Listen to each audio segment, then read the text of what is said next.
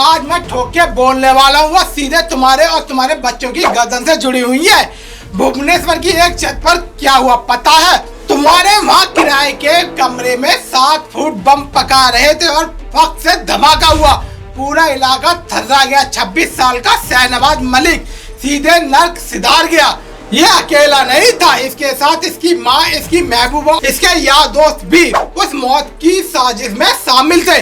Police साहब कह रही है कि ये सब मिलकर बम असेंबल कर रहे थे और मकान मालिक के कानों कान खबर नहीं हुई कि उसके सिर पर बारूद बिछाया जा रहा है। अगर वो ब्लास्ट थोड़ा और तगड़ा होता तो पूरी बिल्डिंग का ढेर बन जाता और सैकड़ों बेगुनाह लोग दफन हो जाते।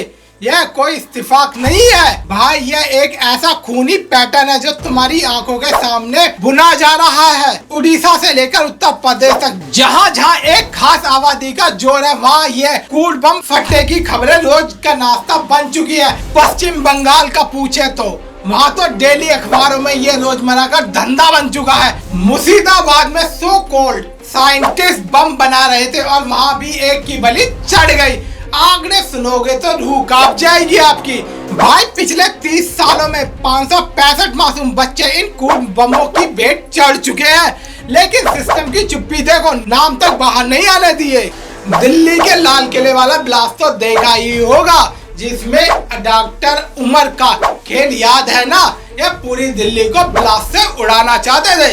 यह ठीक वही साजिश है जो अब तुम्हारे गलियों तक पहुंच गई है। लेकिन भाइयों, सिर्फ ये खून खोलने से कुछ नहीं होगा।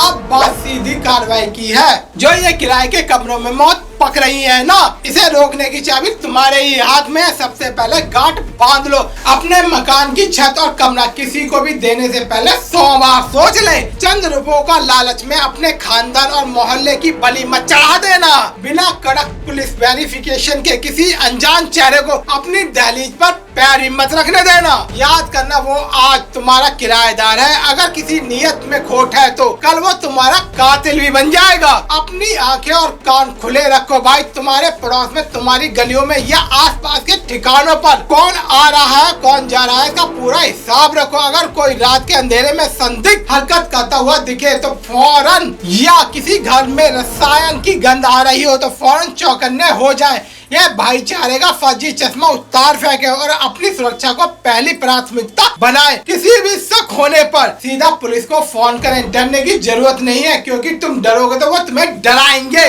यह लोग तुम्हारे ही बीच छिपकर तुम्हारे ही विनाश की तैयारी कर रहे हैं। अगर आज तुमने अपने आसपास की निगरानी नहीं की, अगर आज तुमने यह नहीं देखा कि तुम्हारे पड़ोस में कौन सी नई खेप आ रही है, तो कल का सूरज तुम्हारे अपनों के लिए अंधेरा लेकर आ जाएगा। उठो और पहचानो इन आस्तीन के सांपों को। अब चुप रहने का वक्त नहीं है भाई।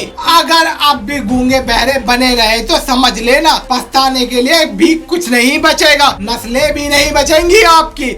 इसलिए सीधे जवाब दे। जय श्री राम।